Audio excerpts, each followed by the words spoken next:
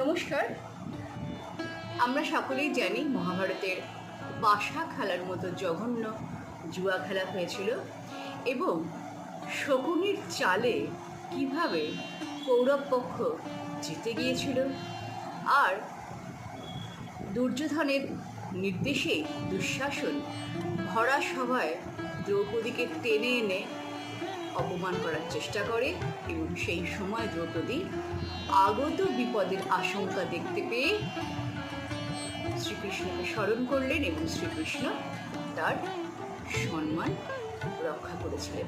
আমাদের মধ্যে প্রশ্ন জাগতেই পারে যে শ্রীকৃষ্ণ ছিলেন অন্তর্যামী, তিনি সব কিছুই আগের থেকেই জানতেন, তাহলে তিনি কেন দ্রৌপদীকে আগেই রক্ষা করলেন না?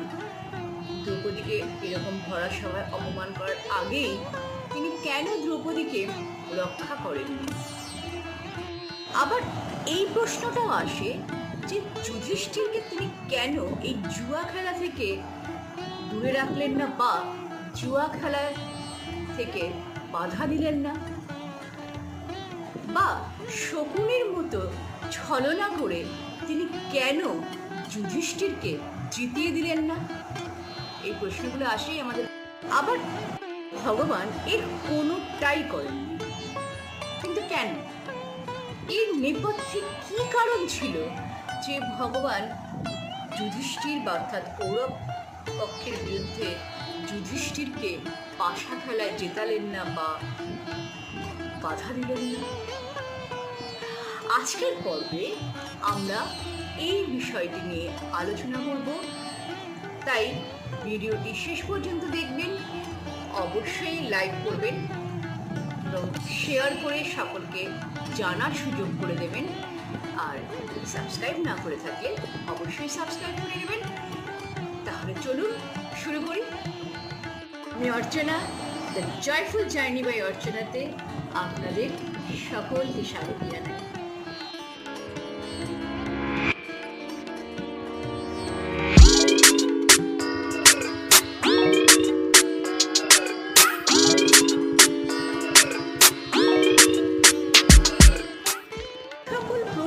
ব্যাখ্যা আমরা উদ্ধব গীতা থেকে পেয়ে থাকি।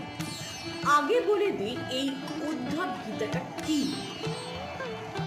উদ্ধব ছিলেন ভগবান শ্রীকৃষ্ণের রথের সারথি।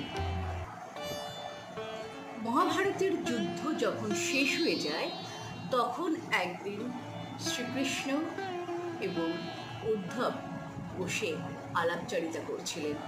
সেই সময় ভগবান শ্রীকৃষ্ণ উদ্ধবকে বললেন যে আমি এতদিন এত লোককে এত বর দিয়েছি, কিন্তু উদ্ধব তুমি কখনো আমার কাছে কোনো বর চাওনি, কিন্তু কেন? তখন উদ্ধব বললেন যে আমার কোনো বরের প্রয়োজন নেই প্রভু, কিন্তু আমার ভেতরে অনেকগুলো প্রশ্ন রয়েছে, যদি আপনি কৃপা করে সেই প্রশ্নের উত্তরগুলো আমাকে দেন তাহলে আমার ভেতরে জমে থাকা যে দ্বন্দ্ব, অর্থাৎ আমার মনের ভিতরে যে দ্বন্দ্ব রয়েছে সেই দ্বন্দ্ব যদি চলে যায় তাহলে আপনার সেই উত্তরগুলোকেই আমি বরদান হিসাবে গ্রহণ করব। ভগবান শ্রীকৃষ্ণ তখন উদ্ধবকে বললেন যে আমি তোমার এই উত্তরে অত্যন্ত সন্তুষ্ট হয়েছি, অত্যন্ত খুশি হয়েছি। আজকের আমি তোমার প্রশ্নের যা যা উত্তর দেব তা ভবিষ্যতে উদ্ধব গীতা নামে পরিচিতি লাভ করবে।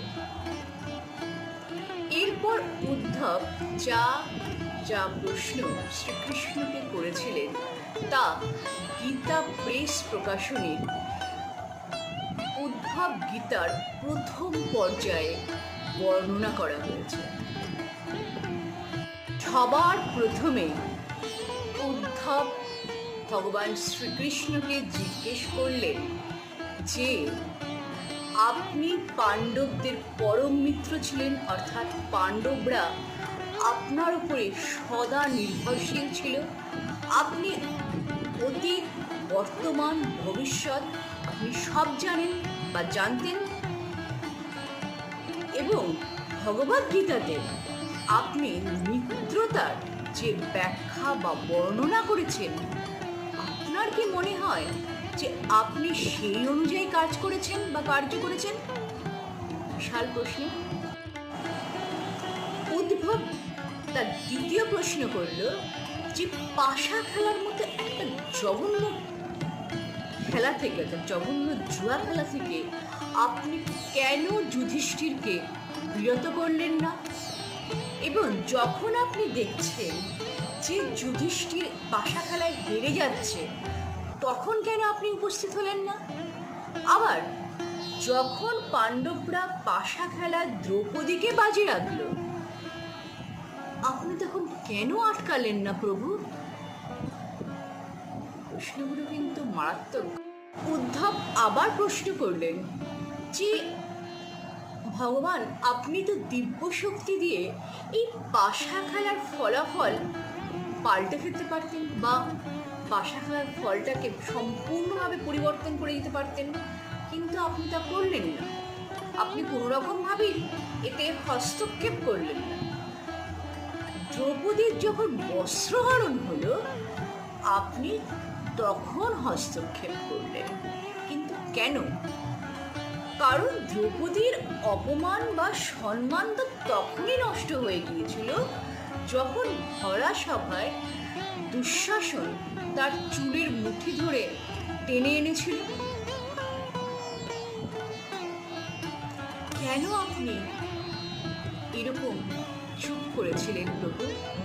উদ্ধব প্রশ্ন করলেন, হে প্রভু, আপনি সংকটের একদম শেষ পর্যায়ে আসলেন, কিন্তু আগে কেন এলেন না? উদ্ধবের এই সকল প্রশ্ন শুনে ভগবান শ্রীকৃষ্ণ হাসতে হাসতে বললেন, হে প্রিয় উদ্ধব, সংসারের নিয়মই হলো যিনি বিবেকবান তিনিই জিতবেন। এই পাশা খেলায় দুর্যোধন বিবেকবান ছিলেন, তাই তিনি জিতেছেন, অর্থাৎ দুর্যোধনের কাছে বিবেক ছিল। কিন্তু ধর্মরাজ যুধিষ্ঠিরের কাছে বিবেক ছিল না, তাই তিনি পরাজিত হয়েছিলেন। পাশা খেলার জন্য যথেষ্ট পরিমাণে ধন দৌলত দুর্যোধনের কাছে ছিল, কিন্তু দুর্যোধন জানতো না যে কিভাবে পাশা খেলা হয়। তাই তিনি তার পক্ষ থেকে তিনি শকুনি মামাকে রেখেছিলেন, অর্থাৎ এখানে তিনি বিবেকের পরিচয় দিয়েছেন। দুর্যোধন যেভাবে তার মামা শকুনিকে পাশা খেলার দায়িত্ব দিয়েছিলেন, ঠিক সেইভাবেই ধর্মরাজ যুধিষ্ঠিরও আমার কাছে সাহায্য প্রার্থনা করতে পারতেন, কিন্তু ধর্মরাজ যুধিষ্ঠির সেটা করেননি। ভগবান শ্রীকৃষ্ণ উদ্ধবকে বললেন, আচ্ছা, যদি পাশা খেলায় শকুনি ও আমি খেলতাম, তাহলে এই খেলায় কে জয়ী হতো তুমিই বলো। আচ্ছা, সেসব বাদ দাও। যুধিষ্ঠির ইচ্ছা ছিল যে আমার কাছ থেকে কোনো রকম সাহায্য সে নেবে না, অর্থাৎ আমার কাছ থেকে সাহায্য না নেওয়ার ইচ্ছা যুধিষ্ঠিরের মধ্যে ছিল। এবং শ্রীকৃষ্ণ আরো বললেন যে ধর্মরাজ যুধিষ্ঠির আরেকটি ভুল করেছিল, যে সে আমাকে না জানিয়ে, অর্থাৎ আমার কাছ থেকে লুকিয়ে সে পাশা খেলতে চেয়েছিল।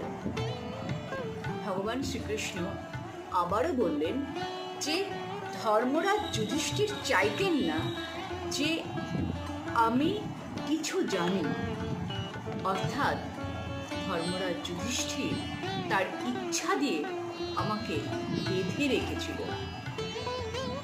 শুধু সেই নয়, আরও যে ভীম, অর্জুন, নকুল, সহদেব আমাকে কেউ ডাকেনি, আমি অপেক্ষায় ছিলাম আমাকে কেউ কখন ডাকবে। পাণ্ডব পক্ষের প্রত্যেকেই তারা তাদের নিজের ভাগ্যের দোষ দিতে লাগলো, অর্থাৎ নিজেদের ভাগ্যকে দোষারোপ করতে লাগলো, কিন্তু কেউ আমাকে ডাকলো না। কিন্তু যখন দ্রৌপদী সাহায্যের জন্য আমাকে স্মরণ করলো, আমি তখন সাহায্য করতে পারলাম। হলে উদ্ভব, এবার তুমি বলো, এই পরিস্থিতিতে আমার কি ভুল হয়েছিল, আমি কোথায় ভুল করেছিলাম? শ্রীকৃষ্ণের সমস্ত কথা শুনে উদ্ধব বললেন যে প্রভু, আপনার বচন অত্যন্ত প্রভাবশালী, কিন্তু আমার মন এখনো বিচলিত, কিছুতেই শান্ত হচ্ছে না। আমি কি আপনাকে আরেকটি প্রশ্ন করতে পারি? শ্রীকৃষ্ণ অর্থাৎ ভগবান শ্রীকৃষ্ণ সম্মতি দিলেন। উদ্ধব তখন শ্রীকৃষ্ণকে বললেন যে তাহলে প্রভু, আপনার এই কথা শুনে আমার মনে একটা প্রশ্ন জাগছে যে আপনি তখনই প্রকটিত হবেন যখন আপনাকে কেউ স্মরণ করবে, কিন্তু সংকটকালে, বিপদের সময়, যখন আপনার ভক্তদের বিপদ হচ্ছে, দেখতে পাচ্ছেন আপনি, কিন্তু তাদের সাহায্যের জন্য আপনি এগিয়ে আসতে পারেন না প্রভু। ভগবান শ্রীকৃষ্ণ হাসতে হাসতে বললেন, উদ্ধব, এই পৃথিবীতে প্রত্যেক ব্যক্তির জীবন কিরকম হবে তা তার কর্মের দ্বারা নির্ধারিত। আমি এর মধ্যে কোনো হস্তক্ষেপ করতে পারি না, আমি একজন সাক্ষী মাত্র। শ্রীকৃষ্ণ উদ্ধবকে আরও বললেন যে তোমার আশেপাশে বা চারপাশে কি ঘটছে বা হচ্ছে তা আমি চাক্ষুষ করি, এটা আমার ধর্ম। ঈশ্বর তোমার কাছে সব সময় আছেন, তাকে ডাকতে হবে মাত্র। উদ্ধব শ্রীকৃষ্ণের এই সকল কথা শুনে বললেন যে প্রভু, আপনি আমাদের কাছে সবসময় থেকে আমাদের দুষ্কর্মের সাক্ষী হয়ে থাকবেন, আমরা একের পর এক পাপ করে যাব, আপনি শুধু দেখবেন। আপনি কি শুধুই দেখবেন? আপনি কি শুধরে দেবেন না? উদ্ধব আবার বললেন যে প্রভু, আপনি কি চান যে আমরা অনবরত পাপ কাজ করে যাই? শ্রীকৃষ্ণ তখন আবারও হাসতে হাসতে উদ্ধবকে বললেন যে তুমি আমার কথার মর্ম অনুধাবন করো বা বোঝো।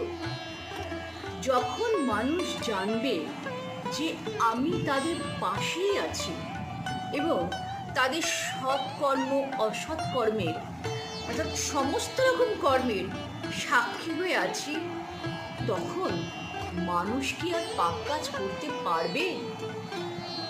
আমার বিশ্বাস উদ্ধব, তুমিও কোনো পাপ কাজ করতে পারবে না বা পারো না। শ্রীকৃষ্ণ উদ্ধবকে আরও বললেন যে মানুষ যখন ভুলে যায় যে আমাকে লুকিয়ে সে সব কাজ করতে পারবে, তখন সে পাপের সাগরে তলিয়ে যায়। ঠিক এমনটাই হয়েছিল ধর্মরাজ যুধিষ্ঠিরের সাথে এবং বাকি পাণ্ডবদের সাথে। শ্রীকৃষ্ণ উদ্ধবকে আবার বললেন যে ধর্মরাজ যুধিষ্ঠির আমাকে লুকিয়ে বা আমাকে না জানিয়ে জুয়া খেলতে গিয়েছিলেন। যদি তিনি জানতেন যে আমি সাক্ষী হিসাবে সব কিছুই জানতে পারবো বা আমি সবই বুঝতে পারবো, তাহলে খেলার পরিণাম অন্যরকম হতো বই কি। উদ্ধব শ্রীকৃষ্ণের এই সকল কথা শুনে মন্ত্রমুগ্ধ হয়ে গেলেন এবং বললেন যে প্রভু, আপনি আজ কি গভীর অর্থপূর্ণ গম্ভীর কথা বললেন। আমার চিত্ত থেকে সমস্ত গ্লানি চলে গেল। উদ্ধব তখন শ্রীকৃষ্ণকে বললেন যে আমরা যখন এই সত্যকে বা এই চরম সত্যকে বিশ্বাস করি যে ঈশ্বর ব্যতীত এই জগৎ সংসার অচল এবং তার ইচ্ছার বিরুদ্ধে একটি গাছের পাতাও নড়ে না, তখন আমরা ঈশ্বরকে উপলব্ধি করি আর যে কোনো পাপ কাজ করা থেকে আমরা দূরে থাকি। তখন শ্রীকৃষ্ণকে আবার বললেন যে হে প্রভু, আমরা ভুল তখনই করি যখন আমরা জীবনের মহামায়া বা সংসারের মহামায়ায় হারিয়ে যাই, তখনই আমরা একের পর এক ভুল করতে থাকি। উদ্ধব তখন শ্রীকৃষ্ণকে বললেন যে আপনার এই গুরুত্বপূর্ণ অর্থপূর্ণ কথাগুলো শুনে আমার জীবন আজ সার্থক, ধন্য। আমি এবার থেকে সকল মানুষকে এই উপদেশই দেব যে তারা যেন কখনোই ধর্মরাজ যুধিষ্ঠিরের মতো ভুল না করে। আজকের ভিডিওটি কেমন লাগলো অবশ্যই কমেন্ট করে জানাবেন। আসছি আরও রোমাঞ্চকর, রহস্যজনক, আরও অজানা গল্প নিয়ে। ততক্ষণ ভালো থাকবেন, সুস্থ থাকবেন এবং পরিবারের সকলের সাথে খুব আনন্দ থাকবেন। জয় শ্রীকৃষ্ণ।